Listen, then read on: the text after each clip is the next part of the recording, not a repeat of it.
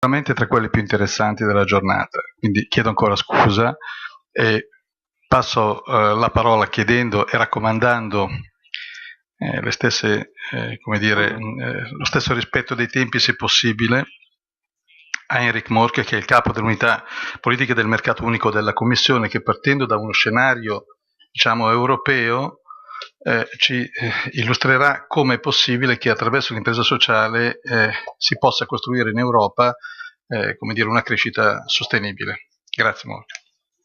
Thank you very much. I'm very happy to be here. I was in my own country, Copenhagen, not so long ago to talk about the same issue, which just shows how much this issue of social entrepreneurship is spreading across Europe.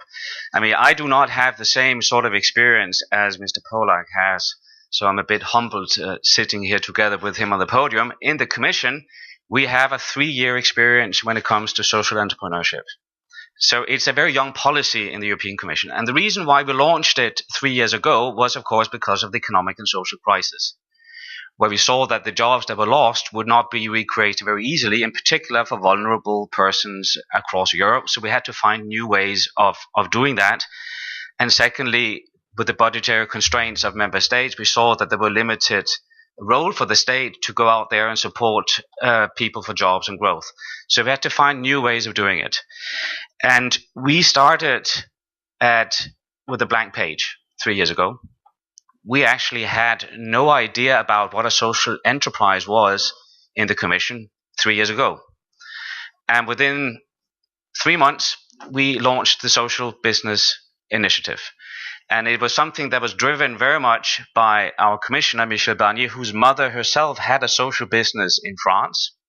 And therefore, he knew a little bit about it. And it also had the added charm of being an area where the UK and France actually could agree on something. So that made the whole thing much more easy. So what did we do? What we did is what we in Brussels, in the European Commission, is good at, which is to create better frameworks in the single market for companies. And as Mr. Polak is saying, one of the big challenges, not only outside Europe, but also within Europe, is to generate scale for companies, not only for social enterprises, but for companies in general. But social enterprises, of course, have particular challenges which normal companies do not have to the same extent. And that's what we try to look into. So what are those challenges? We try to be as concrete as possible in our policy development. So what did we focus on? The first thing we focused on was access to funding. Social enterprises usually do not have the same access to funding as other companies simply because they have a business model that banks they don't know and they don't feel comfortable with, and therefore they have difficulties with funding. So that's one of the areas we looked into. The other area we looked into was giving more visibility to social enterprises.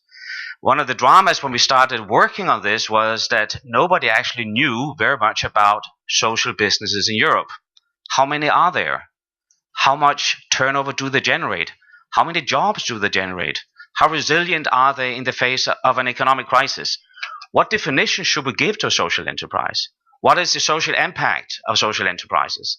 We had no idea about these things, and for that reason, social enterprises did not have the visibility that they deserved. So we were looking into that as well. And the third thing we looked into was the legal environment. So we have in the single market, I'll come back to this very briefly, but we have in the single market certain rules which could facilitate the development of social enterprises, and which at the time when we did this initiative did not facilitate the development of those enterprises. So these were the 3 areas that we looked into: funding, visibility, and what we call the legal environment. When it comes to funding, what we did, first of all, was, and we were a bit lucky there, because we had to do the new structural funds. We had to do the new EU budget. We had to negotiate the new social funds and the new structural funds for the next 7 years. And what we did was to make sure that in those regulations underpinning the structural funds and the social funds, there was a solid legal basis for supporting social enterprises. So there is today a very clear legal basis there, and it is up to member states themselves to give priority to support social enterprises. This is not something we in the Commission can do anything about. The priority given to how you spend the money in the funds is done by the member states themselves. So that is Italy's responsibility, and it is, of course, all those who are interested in social businesses' responsibility to make sure that this is given priority now that these funds are being rolled out. The other thing we did was to look at investment funds and to see how can we generate more private money into social enterprises. And what we saw was that there were social investment funds operating already in member states, but they did not have what we call a European passport, which would enable them to operate across borders. So we created a social entrepreneurship fund, and that is already today established, which facilitates private investment by these funds in social businesses across borders. So that's basically what we did on the funding side. On the legal side, so the legal environment, the most important thing we did was when we reformed the public procurement rules. So these are the rules that govern when the state goes in and buys services and goods from companies, and where we of course have certain rules about transparency and level playing field and equal competition and so on. We made sure in that reform, which is now again being implemented in member states, that the tender authorities, so those authorities entering into contracts with businesses to buying their goods or services, that they can take into account social concerns. So it is not only a question of getting the best price, you can also select a company that fulfills the social purpose. And you can give that an extra award when you decide which company you want to choose for a given contract. Again, these rules are being implemented in member states. It is not up to us in the Commission to decide how tender authorities in Italy choose to use those possibilities. This is for the tender authorities themselves to do. What we can do and what we will do over the next 2 years is to explain to them what is the scope of this. So there is a degree of certainty on how to use those rules. That we will do. And the scope is quite large. But because it's a new thing, authorities, they hesitate. They're afraid they will get into difficulties if they don't take the best price, and they take into account social concerns instead. So we need to give some guidance on that, but the rules are there for that purpose. And I think when it comes to the legal environment, that's the most important thing.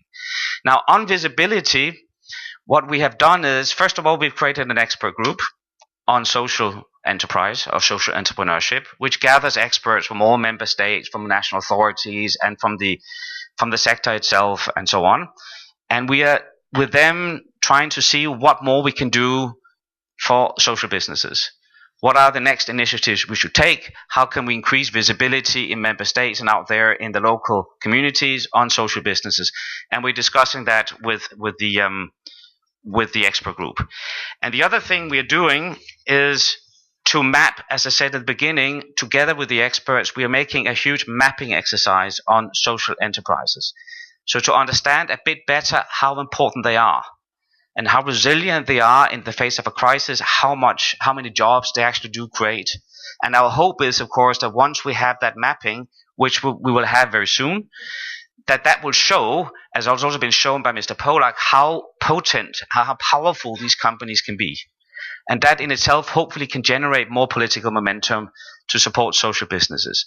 Now, the last thing I would say, because we don't have a lot of time, is that our challenge right now is a bit what the Minister of Labour, he said. There is an urge from politicians, but also from bureaucrats, always to do something new. Because that's what creates visibility, that's what creates, headlines in the newspapers and careers for civil servants. But our challenge now is to make sure that what we have done already, which is not so old, that is actually being implemented. That's the first challenge. The second challenge we have is that we have a new Commission and a new European Parliament, and we need to make sure that this young policy still stays high on the agenda in that new political environment. And my new Commissioner, hopefully the Polish lady, Mr. Biankowska, has already, because I've talked to her about it, has already said that she wants to devote priority to this. So hopefully we will have this high on the agenda also in the future. And I think my time is up. Thank you. Grazie. Grazie davvero, perché lei ha rispettato perfettamente i suoi tempi. Io ringrazio Henrik, Polak e Mørch, pregandoli di sedersi